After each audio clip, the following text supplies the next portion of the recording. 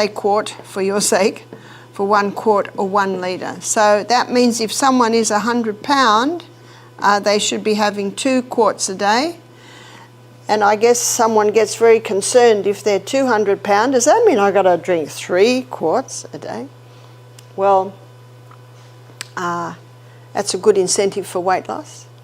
And if someone's only drinking 2 glasses of water a day and they're 200 pound, they can get very discouraged at that news. So you know what I say, Rome wasn't built in a day.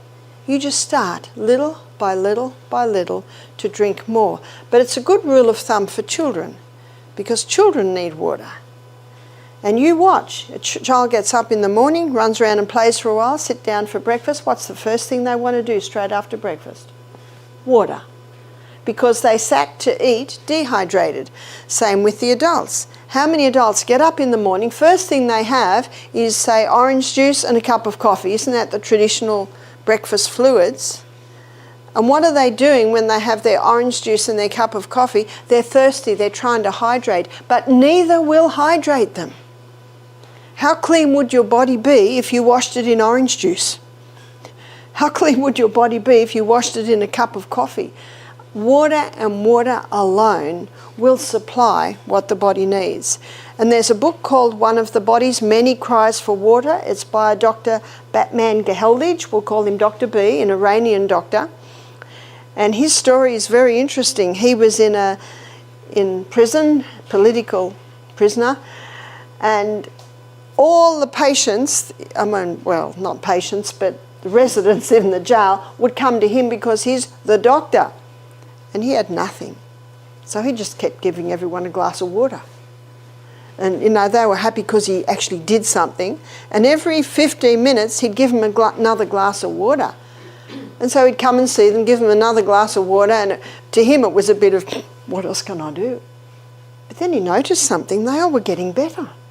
In fact, the word went round, we've got the best doctor here in this jail.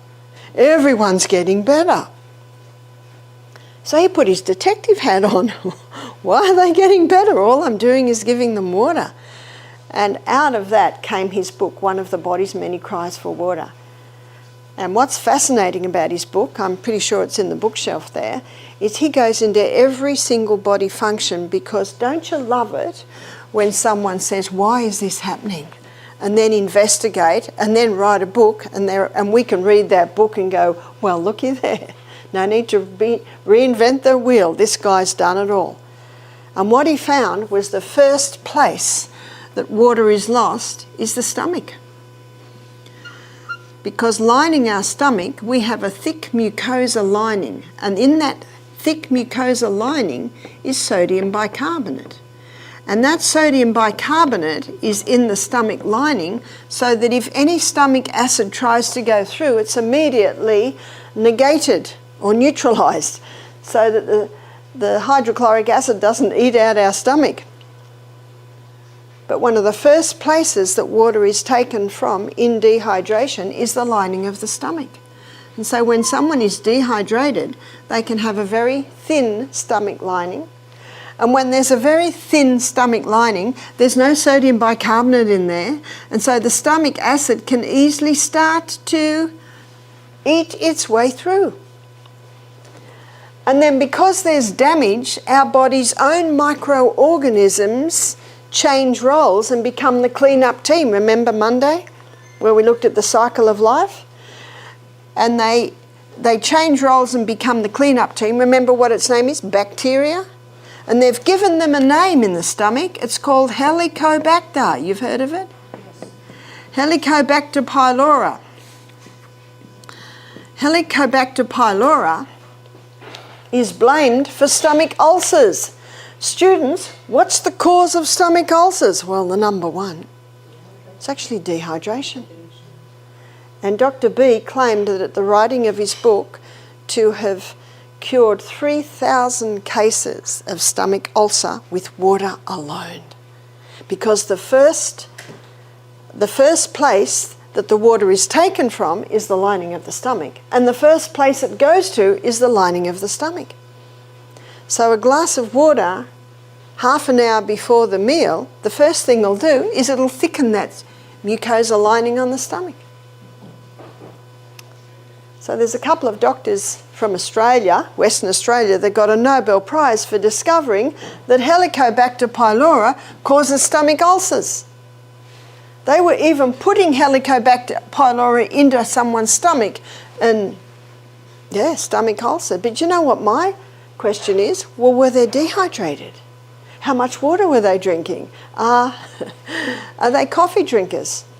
We had a pathologist attend our program. He said, we did studies on coffee and we found it took 5 glasses of water to make up for the dehydrating agents in 1 cup of coffee. Now, when you look at that, I think you'd agree with me, the nation's dehydrated. And Dr. B's book, One of the Body's Many Cries for Water, it actually explains why all of these ailments are happening. The other title to his book is, he's not sick, he's thirsty.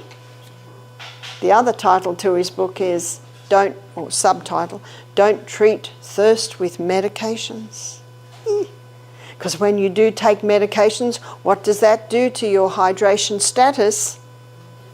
Lessens it even more. I know as a psychiatric nurse, you'd be talking to the patients and you can tell their mouth is dry by the way they're talking. So what do? Oh, Coke, coffee. Is that helping? Not at all. In fact, it's contributing to the fact that they're still in the psychiatric hospital because our brain is 85% water. From the neck down, we're 75% water. Our brain is a hydroelectric system. No hydro, no electricity. A person can actually develop negative thought patterns in a dehydrated brain. And most people know that their headache possibly is due to dehydration. My husband rang me one day, 3 o'clock in the afternoon, he was driving, he said, I don't know what's the matter with me, I've got a migraine. I can hardly drive. So you know what my first question always is? How much water have you drank? And he went, oh dear. He said, I haven't drank any water since I woke up this morning. So he woke up in the morning and had water, he had breakfast, must have got busy, had lunch, and now we are 3 in the afternoon. He is chronically dehydrated. So I said to him, please don't drink a whole glass of water. Please just have half a glass of water. A few minutes later, another half glass of water. A few minutes later, let it little by little go in. He said after the first glass, the migraine went to a headache, and after the second glass, the headache went to a dull ache, and after the third glass, he had no headache. Now, isn't it nice if you can resolve every headache just with water? But unfortunately, not every headache is just due to dehydration. But I like to use the process of elimination. Let's try water first. And Dr. Batman Geheldage in that jail was finding all these problems resolving just because he was giving water. In fact, when the politics changed and he was finally released, he said, look, do you mind if I stay? They've never had anyone say that before. He said, I'm right in the middle of this very interesting research. And he's presented at in medical journals, he's presented at medical conferences, and out of all of those talks he gave, he's written the book, One of the Body's Many Cries for Water. But it's not a popular message, is it? You can't make a lot of money out of water. I want to relate to you something that happened at our retreat. This was down in Melbourne. We had a guy come, he was from South Africa, he was early 50s. He came with his wife. He did not want to be at our health retreat. And we quickly worked that one out. He was very short and bristly, and his wife was looking very uncomfortable. She'd paid the whole amount, so they had to come. Wise wife. She didn't put a down payment, she paid the lot. And as I'm asking him questions, he was very short in his answers. I said, how much water do you drink a day? 2 litres. I thought, oh, well, he's a good water drinker, let's move on. Are you on any medication? Yes, I am. I'm on a different medication every month. I've got Helicobacter pylori in my stomach. How long have you been doing this for? 5 months. That's a different antibiotic every month to kill Helicobacter pylori. And every month when he goes back to the doctor, they just do breath tests now. It's still there. What's the definition of insanity? To do what you've always done and expect different results. I'm not criticising him. I think he and the doctor are hoping that the next antibiotic will really wipe it out. I said, are you interested in looking at an alternative? He said, no, thank you very much. I'm very happy with my medication. God's government is a government of freedom, and what's freedom based on? Free choice. So I respect his choice. Even if I don't agree with it, I must respect his choice, and I do. After the first lecture where I talked about the body's ability to heal itself and how it will heal itself when you give it the right conditions, he and his wife came up to me and said, that made more sense than anything we've heard for a long time. We've actually agreed to let you advise us on what to do with this stomach. I said, well, I can't tell you what to do. Only you and your doctor have authority over your medication. But this is what I'd do. I would stop that antibiotic and I would take the herb I'm going to advise, which is slippery elm. Slippery elm coats, soothes and heals the whole lining of the gut. It's the powdered bark of the slippery elm tree. You put water with it and it goes, one could say, a little slippery, and it just coats and soothes. And I said, it's your choice. He said, we're willing to do that. He said, I've had stomach pain for 25 years. He said, I've been all over the world. No one can help me. So every lecture, this man got a little bit more interested and a little bit more interested. And at the end of the week, when he sat in front of me for the final consultation, he had a great big smile on his face. I said, you've got something to tell me, haven't you? He said, yes, I've had no stomach pain for 2 days, first time in 25 years. I said, that's great news, Paul. He said, but I've got more news. And this is what excited me even more. He said, I've worked it out. We're the doctor. This is the mirror. I'm just the teacher. And I love teaching people how to be their own doctors. I said, what was the cause, Paul? He said, I was drinking a litre of water with every meal. So every meal, he's watering down his hydrochloric acid. Did you know that hydrochloric acid is antibacterial, antifungal? So if your hydrochloric acid's strong, Helicobacter pylori can't survive in the stomach because hydrochloric acid is antibacterial. Interesting. I want to show you what's happening, and he's drinking nothing between meals. So every meal when he sat to 8, he's dehydrated, no stomach lining. So let's have a look at what's happening. So here's Helicobacter pylori just doing its job. And by the way, every month when the antibiotic comes in, it kills the Helicobacter pylori off. But because the damage is still there, more Helicobacter pylori comes along to clean it up. See, if you don't turn the tap off, you're still going to be mopping up. When he sits to eat, hydrochloric acid's released. And hydrochloric acid is just about to come down and wipe out Helicobacter pylori.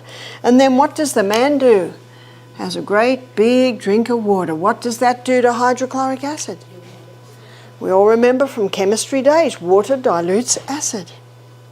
Helicobacter pylori goes, whew, that was close, chomp, chomp, chomp. He learnt in the lectures the importance of drinking between meals and not with meals. And you've probably noticed yourself, if you sit to your meal hydrated, you don't need to drink. We did talk about it yesterday. I think that's a habit, reaching for the cup. But as you'll see tomorrow, you can rewire your brain. You can train it out. So he's drinking between meals. So what does that do to his stomach lining? Puts a nice thick lining on the stomach. And then when he smells, starts to eat food, hydrochloric acid's released. Hydrochloric acid comes down, wipe out, wipe out, wipe out. His body healed itself. We've got everything we need in this body to heal us. We just need to give it the right conditions. How simple is that? If someone says to me, I've got Helicobacter pylori, I said, congratulations, we all have. It's only when it's in a large amount. And then the question is why? Why is it in a large amount? Remember Dr. B? He cured 3,000 cases of stomach ulcer just with water. Just with water. How simple is that? So simple. So this man has been all over the world trying to get help, and then he came to a health retreat in the hills in Victoria and learnt the conditions to give his stomach for healing. So we come down the gastrointestinal tract and we come to the pancreas. Here's the pancreas. And the pancreas releases 2 hormones into the blood, and it also releases hormones into the gut, or enzymes into the gut, hormones into the blood. What are the hormones going into the blood from the pancreas? It's insulin and glucagon. Both of these hormones require a large amount of water to be able to be made properly. So if someone's dehydrated, can you see that can contribute to diabetes? From the gut, they're great big long names, so I'm just going to give you, there's about 4 enzymes that are released to finalise the digestion of our food. These enzymes, there's one enzyme that finalises starch digestion, there's another enzyme that finalises fat digestion, and that's your polyunsaturated, because remember your saturated is broken down under the tongue, the enzyme under the tongue. And there are two enzymes that finalise protein digestion, and that's why when someone has pancreatic cancer, they often die very quickly and they die of malnutrition because the pancreas can't release those enzymes to finalise digestion. And if digestion is not finalised, the food can't get out of the gut and into the blood. So let's keep going down the gastrointestinal tract and look at the effect of water. So moving on down the gastrointestinal tract, we come to the colon. And one of the main functions of the colon is to take water out so stools are formed. If a person is dehydrated, more water gets taken out than should be taken out, so we're left with rabbit pellets and cement. So constipation can be a result of dehydration. Again, it's contributing factors, and what I love about these laws, there's just not one law. It's a little bit of all of them. And with some people, it's majorly lack of water. But with other people, some people say, but Barbara, I'm drinking all my water and I've still got constipation. So you know what my response to that is? Well, it's not the water. Must be something else. And notice with the man with the Helicobacter problem in his stomach, he was drinking 2 litres of water a day, but he was drinking it at the wrong time. That's why the description here is use of water. There's a time to use water and there's a time not to use water. Now, if someone's thirsty after a meal, by all means have a few mouthfuls of water. A few mouths of water is not going to greatly reduce the effectiveness of the hydrochloric acid. But most people that need to drink with their meals is because they sat to the meal dehydrated. So I say to parents, get the children drinking. The mother, the father, look at the clock. Half an hour, 3/4 of an hour before the meal. Get them to drink. Get them to drink then, because the mother knows that if they don't, they're going to want to drink straight after their meals. And if they want to drink after their meals, I would say just have a few mouthfuls, sweetheart. Just a few mouthfuls. So in that way, you're protecting the digestion of your children. But as you'll see tomorrow, the front part of our brain's not fully developed till we're 30. This is foresight. Children don't have foresight. You have to be the foresight for them. What often happens, especially with stomach, is that a couple of hours after the meal, there's often a hunger feeling. But it's usually dehydration, because the body it's not often able to decipher between thirst and hunger.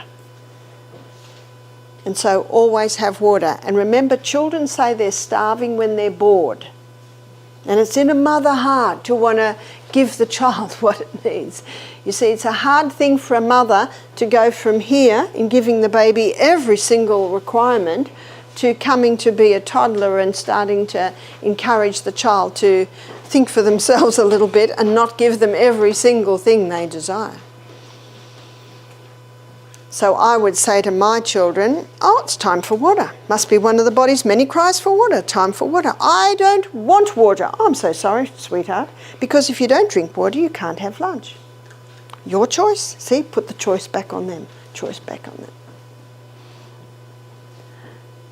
And then when everyone's sitting to lunch and they're not there, oh, I'm hungry. I know, sweetheart. See, you're always very kind. So if you drink this water now, I'll let you have your lunch in 15 minutes. You know, often you only have to do that once or twice and they get the message. Drink water.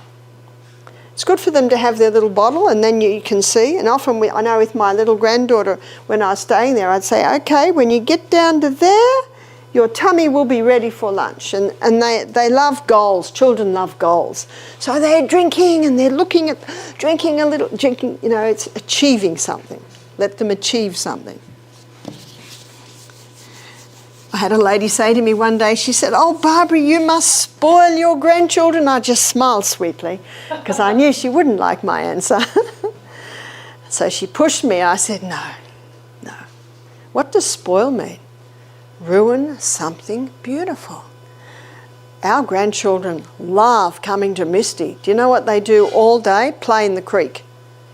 Play in the creek. Sometimes I come home and there's piles of clothes. They've all fallen in the creek. And if they're muddy, I give them the hose and a scrubbing brush. Sorry, sweetheart, can't put that one in the washing machine. So you're never angry. It's anger that hurts children. But cause and effect, best way to learn. I just go to the second-hand shop, or you call it the thrift store, and get all these clothes. So we've got lots of clothes, so it doesn't matter if they fall in the creek. So no wonder they love Misty Mountain, because they're free. If we lived here, that's where they'd be all day down that creek. Down that creek. So children, you know, often they're just smothered. They're smothered, and they're the unhappy children. Some people say to me, but Barbara, if I drink water, I'm just running to the bathroom all day. And some people say, but Barbara, if I drink water, my legs swell. Do you know what that tells me? The water is not getting inside the cell. The cell is surrounded by what's called a bilayered membrane. This is a double-layered membrane. And the water needs help to get into the cell. So how do we help the water get into the cell? There are 4 vital elements needed for life. Let's look at the 4 vitals. These 4 vital elements needed for life indicate what we need. Number 1 is oxygen. Now that's not a surprise. Oxygen's the most vital element needed for life. Number 2 is water, and that's not a surprise. But what's a surprise to most people is the 3rd vital element needed for life is sodium. You think about it, we're salty people. Our tears are salty, our blood's salty. Baby swims in utero in salt water. Dr. Jacques de Langry, he's written a whole book on salt. It's called Sea Salt's Hidden Powers. And he calls our internal fluids our internal ocean. Seawater. Let's have a look at the largest concentration of sodium we find in seawater. It has 92 minerals. And I did mention this the other day, so we'll recap. So 30% of those 92 minerals is sodium, and 50% is chloride, approximately. And because these are they're the minerals in the largest amount, what man does is he scoops off the sodium chloride crystals, bleaches it white, puts aluminium with it, and comes up with table salt. And unfortunately, sometimes it's called sea salt. So be careful when they see sea salt. Sea salt contains how many minerals? 2. And these are such harsh minerals that if you were to inject them straight into the blood, the person would die. And if you mix a teaspoon of table salt with a cup of water, that amount, and fill up a whole tank and put the fish from the sea into that solution, they all die. So it's actually a dangerous salt. It's actually a poison. And when it goes into the body thinks it's getting all of those minerals, but it's not. It's just getting two. And it causes an imbalance in and out of the cell. The fourth vital element needed for life is potassium. And you get nice amounts of potassium in your fresh fruits and vegetables. And cayenne pepper is high in potassium. So the highest concentration of mineral inside the cell is potassium. The highest concentration outside the cell is sodium. And there are sodium-potassium pumps that are in the membrane around the cell. And these sodium-potassium pumps are constantly going like this, maintaining the balance in and out of the cell. But when someone has high amounts of table salt, have you noticed people put it on and they don't even taste the food? That's because the table salt, the sodium chloride, is so harsh that it kills the taste buds. So no wonder they have to put so much on. Kills the taste buds. But the salt that we use is Celtic. And the Celtic salt, and it's called the Celtic salt because it's hand harvested by the traditional Celtic method. It's in Brittany, in France, 4.5 million acres of these beautiful salt flats where it's a hand-harvested sea salt. Please don't balk that it's a bit more money than others because you're looking at a traditional hand-harvested sea salt. So the Celtic salt, it contains 82 minerals.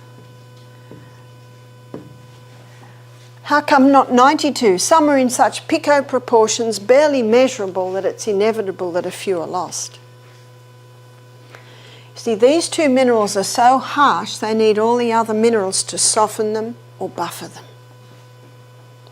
And one of the values of the Celtic salt is that it contains 3 magnesiums.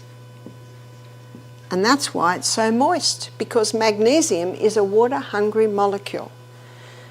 And that's why the true Celtic salt will always be wet. Have you noticed how wet it is? That's because it's got 3 magnesiums. And those magnesiums are helping to hold the other minerals in suspension inside the crystals. Even to the point that in parts per million amounts, there's even iodine in there. Iodine, when the seas crashes, the iodine goes into suspension and floats across and lands on the land. And that's why vegetables and fruits that are grown in coastal areas, they do have traces of iodine in them. But the hand-harvested sea salt that is usually dried quite quickly, because as I mentioned the other day, you've got these peninsulas like this, and you've got all the salt flats are all in the peninsula, and so the wind and the sun rushes past that, and they're dried sometimes in 24 hours and then harvested. And what that does, that helps to retain the iodine in micro amounts in those little crystals. So when you crunch the crystal in your mouth, you're releasing those gases, those mineral gases. We don't need much iodine, but when you have a crystal of Celtic salt with every glass of water and do that crunch before you have your water, you're getting consistent, tiny amounts of iodine, but that's all we need. Because when someone takes iodine, do you know it's out of their body in 20 minutes? And if a person buys iodized salt, that iodine in the iodized salt is not, it's an industrial iodine. But when you open the iodized salt, within 1 hour, it's evaporated. And when you've got iodized salt, what have you got now? 3 minerals. But within about an hour of opening them, even that iodine is evaporated. But the iodine in parts per million, micro amounts that are contained in the Celtic salt in that crystal form. That's why the crystal form is the best. And if you put those lumps, they're lumps of crystals, put it into your cooking even 10 minutes before you serve it. And then they dissolve and go through the cooking. It is the best way to get your minerals. Because of the 3 magnesiums in Celtic salt, one is magnesium sulfate, and that's the Epsom salts. Another one is magnesium chloride, and the other magnesium is magnesium bromide. Because of the property of magnesium, that it's a water-hungry molecule, when you put that Celtic salt in your mouth and you crunch it and you release those minerals, the mucous membranes in your mouth absorb the minerals and it's taken to the cell. Then you have your water. The magnesium pulls the water inside the cell. It's the quickest way to hydrate a body. So when someone says they don't drink water because they've got to go to the bathroom all day, I'd like to suggest it's because they're missing the mineralised salts. And if someone says, but I drink water, my legs swell, all that water is extracellular, not intracellular. Something else happens. When that water is pulled inside the cell, there's a little motor inside the cell membrane, and when the water rushes through the membrane, it causes that little motor to spin, which gives us a unit of energy. Isn't it incredible what they know about the inside workings of the cell? So when everyone at work is going to have a cigarette outside and a cup of coffee to get some energy, all you have to do is find a tree, breathe in and out through your nose, have the Celtic salt, the glass of water, and you'll go in charged. Maybe take your shoes off and walk around the tree a few times. I wouldn't do that if there were dog droppings. Hopefully there's a park that's a bit clean where you are. When I was in Germany, I was in a little town called Bad Orb. Apparently bad means bath. And they had Kneipp water cures there, and you could do a Kneipp barefoot 4.5 kilometre walk. Oh, it was such fun because the grass was just beautiful. And we walked on gravel, then we walked on sand, then we walked on the grass, and there was a little creek, and we'd walk through the creek, freezing cold. And then there were ropes where you could hold on as you're walking through the creek, and then we went up a hill. That was my 4.5 kilometre Kneipp barefoot walk. That was a lot of fun. It was winter. Well, it wasn't winter, but in Germany it was cold. So we were well dressed, but because you're moving all the time and you're going on different things, it just massages the bottom of your feet. You know, these Kneipp water cures, they've been lost, haven't they? It's time to revive these simple water ones. And have you had your water lecture with, water therapy lecture with Vanessa? Yes. Fascinating, isn't it? Just the simple things that you can do. So when a person is having a lot of the table salt and they're too busy to eat their fruits and vegetables, so much fast food, it lacks the minerals. What's happening to potassium inside the cell? It's dropping. What's happening to sodium outside the cell? It's actually getting too high. And there is a small amount of sodium inside the cell, but what happens with osmosis and diffusion is the highest concentration merges into the lower. The potassium and sodium pumps aren't able to manage, and so sodium levels inside the cell, they go too high. And that causes the cell to swell. What's that called? High blood pressure. The doctor's right. Table salt will get the blood pressure up, but Dr. Jacques de Langry, when he gets a patient with high blood pressure, you know what he puts them on? He puts them on the Celtic salt. Because what that does is that gets a proper balance of fluid in and out of the cell. And how many, in nutrition world today, how many people have gone from overdoing the table salt to no salt? And both extremes are dangerous. And one of the reasons why some television stations won't have me on them is because of my stand on oil and salt. Because the medical message is, if you want to conquer blood pressure, what do you got to do? Stop the oil and the salt. But there's oils and there's oils, as we saw yesterday, and there's salts and there's salts.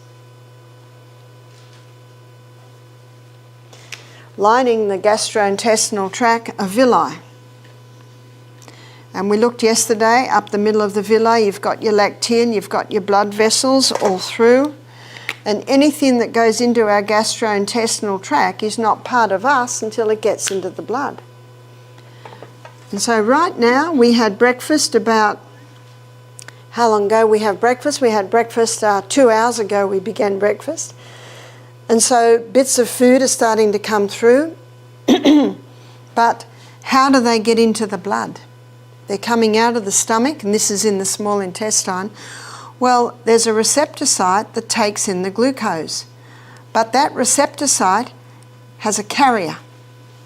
Let's call it like the ticket to get on the train. It has a carrier, and the carrier says, I will not take you glucose unless you come with a molecule of sodium. Now, I just read this in my nurse's anatomy and physiology book.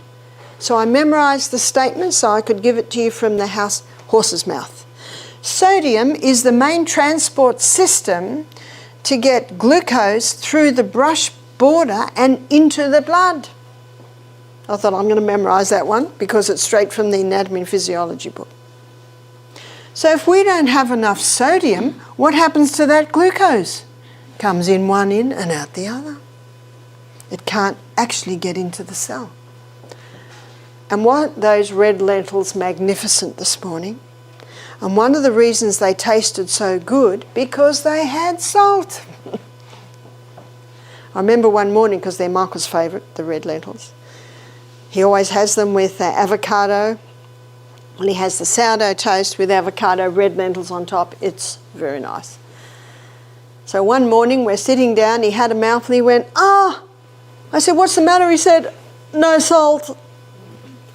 Sorry, put salt in. Another morning he went, I said, what's the matter? He said, too much salt. Oh, have some more avocado. Because what happens, I'm busy, I get a phone call. And when I get a phone call, sometimes I forget if I put the salt in, I haven't put the salt in. Mind you, it doesn't happen much. Most of the time it's magnificent. But the point of my story is too much salt is not nice. Not enough salt is not nice at all. So there's a balance. There's a balance. And Matthew chapter 5, verse 13, the Bible says, "Ye are the salt of the earth. If the salt has lost its savour, wherewith shall it be salted? It is henceforth good for nothing but to be cast out and trodden under foot of men." I would like to suggest this table salt has lost its savour. It's lost all the other minerals. And what does the Bible say now? It's now good for nothing but to be cast out and trodden under foot of men. And I thought of that verse when I was in Minnesota in the middle of winter and they're throwing salt on the road to melt the ice. And I said, there we are, that's what you can do with salt. And did you know that most salt is industrialised salt? And that industrialised salt is made for industry. But the sad thing is, some of it's sent to humans. That's horrific, isn't it? No, the salt we humans should be eating is the hand-harvested sea salt that's got all of its minerals in it.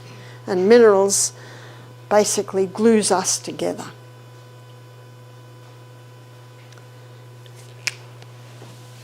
Very important to get the minerals inside the cell.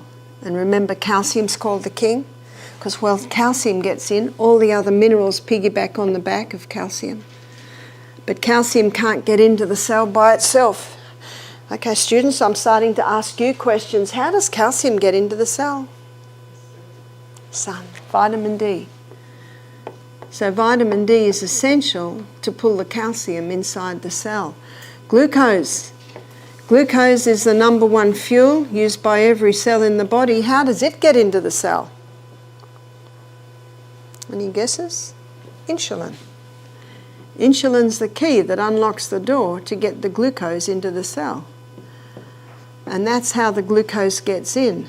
But let me give you a scenario of what's happening sadly today with many people.